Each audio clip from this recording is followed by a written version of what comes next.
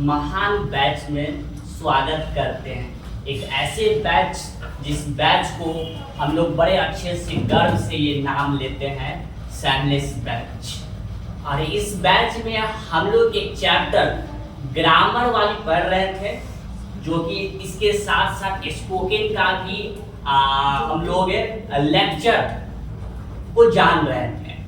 और इस पार्ट में हम लोग एडवर्ब का जो चैप्टर है उसमें हम लोग कुछ बातों को जान ली थी इसके पिछले वाले पार्ट में। अगर वो आप नहीं देखे हो है मतलब वो नहीं है तो आप पहले उसको जाके देख ले, उसके बाद इस वीडियो को देखेंगे तो आपको समझ में आएगा। और इस वाले पार्ट में हम लोग एडवर्ब ऑफ मैनर के बाद से शुरू करने वाले हैं। Adverb of manner, okay. तो पहले इस बात को रिवाइज कर लेते हैं कि हम लोग पढ़े क्या क्या थे, उस बात को सजाए। Tells about the state of verb, ठीक है। वर्ब हम लोगों को क्या बताता था? एक्शन बताया करता था पिछले वाले चैप्टर में। वर्ब एक्शन या फिर क्या बताया जाता था? रिलेशन या फिर क्या? पोसेशन या फिर स्टेट ऑफ बीइंग्स, है ना। तो उसी चीज का हम लोगों को ये बताता है कि ये स्टेट क्या चीज में काम किया जा रहा था, स्लोली या फिर फास्टली या फिर वेरी फास्टली। इस सब का जो वर्ड आया करता था इसको हम लोग एडवर्ब के नाम से जाना करते थे, ठीक है। उसके बाद हम लोग इस चीज को जान रहे थे, how many kinds of adverb? 9 या फिर 10। आप लोग के बुक में 10 था, मेरे बुक में 9 है, इसीलिए माइनी, ठीक है। फर्स्ट में हम लोग क्या पढ़े थे जी? Adverb of time. इसमें क्या पढ़े थे, याद है? यस्टरडे वाली बात पढ़े थे, टुमारो वाली बात पढ़े थे, जिसमें टाइम का बोध होता हो, ठीक है, जिसमें टाइम का बोध होता हो। बस इतना ही बात जानो, आगे की बात नहीं जानना है। अब दूसरा में आ जाओ, एडवर्ब ऑफ फ्रीक्वेंसी का हिंदी क्या बताए थे?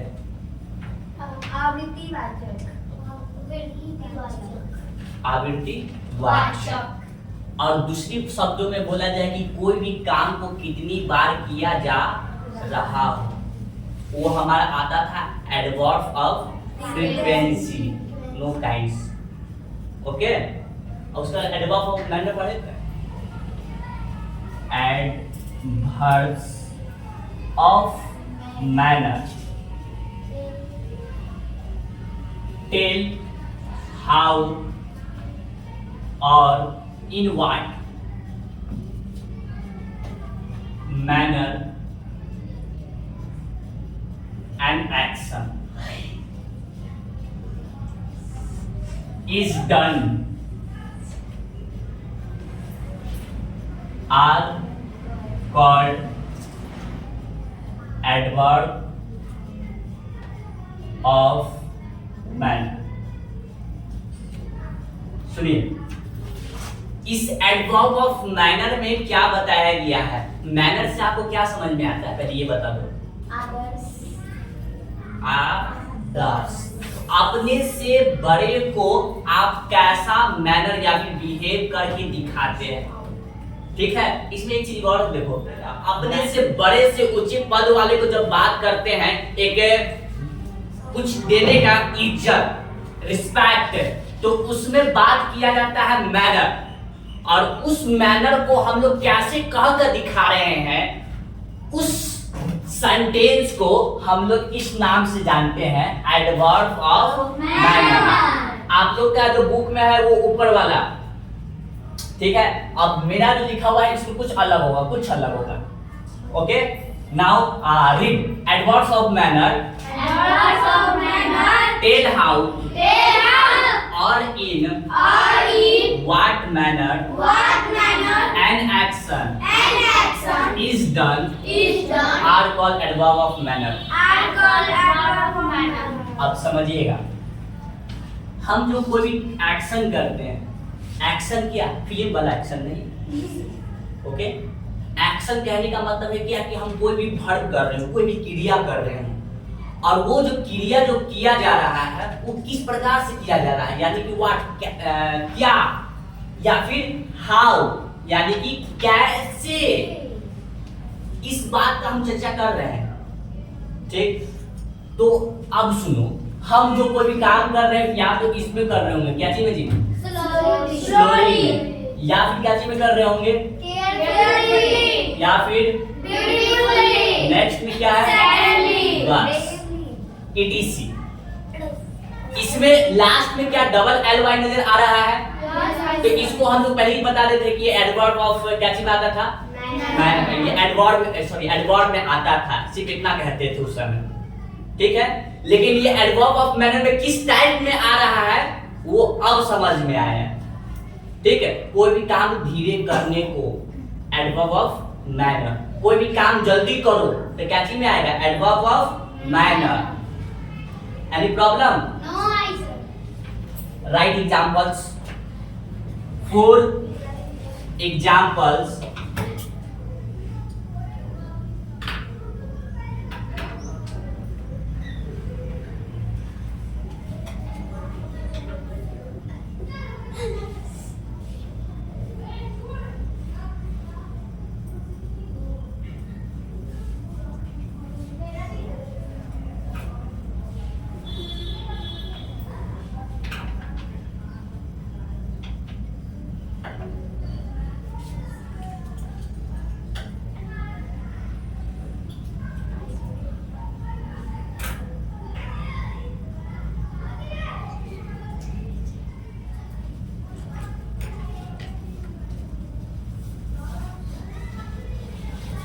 Write fastly.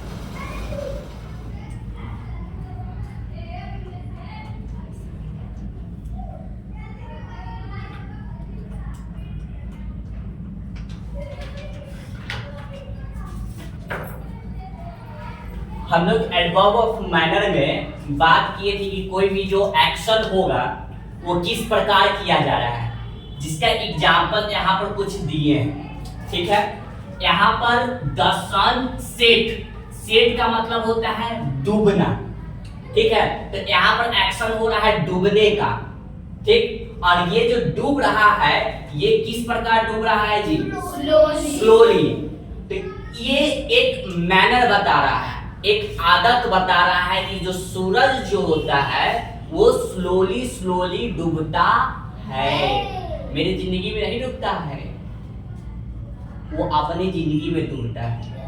ओके, आगे है, एक लड़की है जो कि पत्र लिखा करती है, ठीक है, लेकिन वो जो पत्र लिखती है ना, कैसा लिखती है? ब्यूटीफुली, समझ रही है? ब्यूटीफुल से भी फुल्ली, अति सुंदर, जिसको हम लोग हिंदी में कहा करते हैं, ठीक है। तो ये है आपका एडवर्ब ऑफ मैनर। अब आपका आ रहा है क्या? एडवर्ब ऑफ, क्या आया है? और इस प्लेस में नाम से पता चल रहा है कि इसमें कुछ जगह के बारे में कहा जाएगा, ठीक है। किस जगह के बारे में कहा जाएगा? अब ये सुनो, adverbs that tell us about the place where something is done are adverbs of place.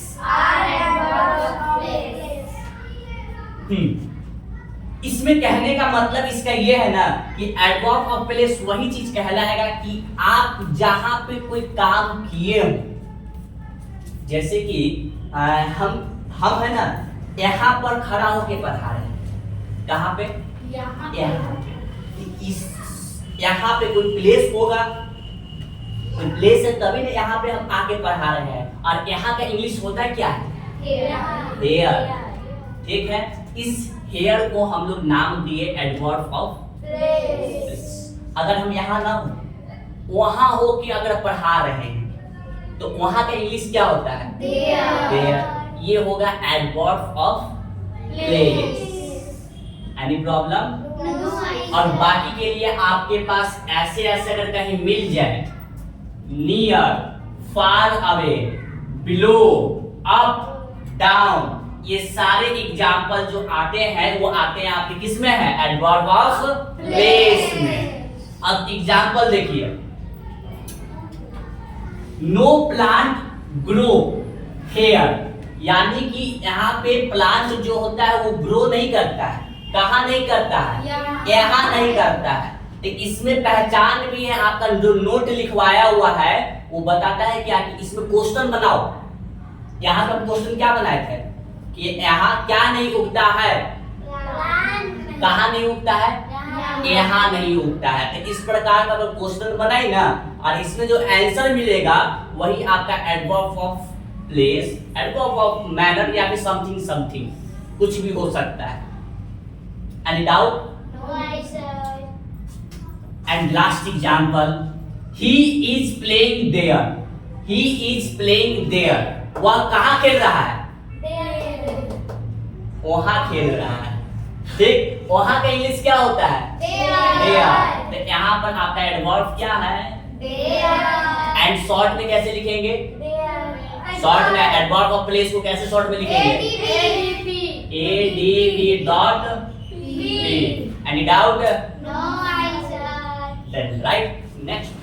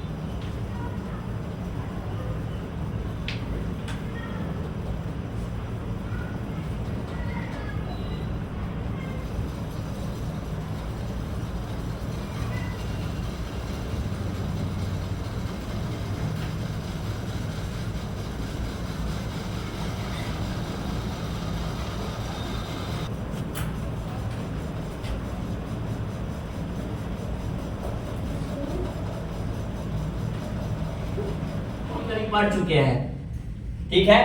और पहले भी यही बात पढ़े थे, आस्क एनी क्वेश्चन, ये पढ़े थे ना। तो जहां इंट्रोगेटिव अगर आए तो बस खाली दिमाग में ही रखना, आस्क एनी क्वेश्चन। और इसका कुछ एग्जाम्पल में आप लोगों को बस खाली ये याद रखिए, क्वेश्चन मार्क, ये खत्म। एडवर्ब ऑफ ये क्या कहते हैं, इंट्रोगेटिव एडवर्ब खत्म। अगला आ जाओ, अफर्मेशन, ठीक है। इसमें क्या बोला गया है, adverb of affirmation that tell yes surely certainly etc। आप समझो, अफर्मेशन का मतलब होता है ना कि अगर हम कोई बोले और उसका काम तुम लोग सकारात्मक में कर रहे हो, यानी कि मेरे पक्ष में कर रहे हो, हम बोले कि ये तुम काम कर रहे हो, ठीक है, ये काम हो जाएगा, यस यस यस, पक्का ना हो जाएगा, श्योरली श्योरली, 100%, सर्टेनली सर्टेनली। कहने का मतलब अगर हम जो बोले काम करने के लिए दिए और उसका खाली तुम लोग सर्टेनली सर्टेनली, प्रॉब्लम। तो अगर हम जो काम आप लोगों को दिए और वो काम आप लोगों को इस चीज में कर रहे हो, यस या फिर श्योरली या फिर सर्टेनली, तो इसका नाम दिया गया है अफर्मेशन। और अगर हम कोई काम दिए और उसका सीधा काम करते हम ना करें, क्या बोल रहे हैं, अगर हम कोई काम दे और उस काम को आप लोग सीधा नकारात्मक कर दे, नकारात्मक में बात कह दे, यानी कि मेरे विपक्ष में बोल दे कि ये काम हम नहीं करेंगे, तो उसका इंग्लिश में आप लोग ऐसे बोलेंगे, नो या फिर नॉट या फिर नेवर, कभी नहीं कभी नहीं, ठीक है। तो इस 3 सेंटेंस को हम लोग बोले, सेंटेंस नहीं है ये है वर्ड, इस 3 वर्ड को हम लोग नाम दिए एडवर्ब ऑफ नेगेशन। अब क्या है कि अब हम रीजन पूछ रहे हैं, रीजन काहे नहीं करेंगे, हम लाइफ 30 गिन दे, बोलेंगे अब ये गिन दे, बोलेंगे adverb of reason tells the reason of the action. अब सुनिए, अब हम जो काम दिए उसका आप लोग यस में कर रहे हैं तो अफर्मेशन, नो में बोल रहे हैं तो नेगेशन। अगर इस सब का बात अगर है तो कोई रीजन होगा तभी ना तुम यस या नो बोल रही हो, तो इसका रीजन अगर दे रहा है कि नहीं हम इसलिए नहीं कर रहे हैं, ठीक है, तो इसलिए का इंग्लिश होता है, बताया गया है, हाँ हेंस, इसलिए हम नहीं कर रहे हैं तो हेंस। और देयरफॉर, देयरफॉर का हिंदी होता है अतः, अतः, ओके। तो ये जो आपको दिख रहा है इसका जो रीजन आप लोग बताएंगे, इसलिए, अतः या फिर ठीक, इस नाम को हम लोग, इस वर्ड को हम लोग नाम दिए क्या, एडवर्ब ऑफ रीजन। आप लोग का होमवर्क आज का रहा, remember and revise previous chapter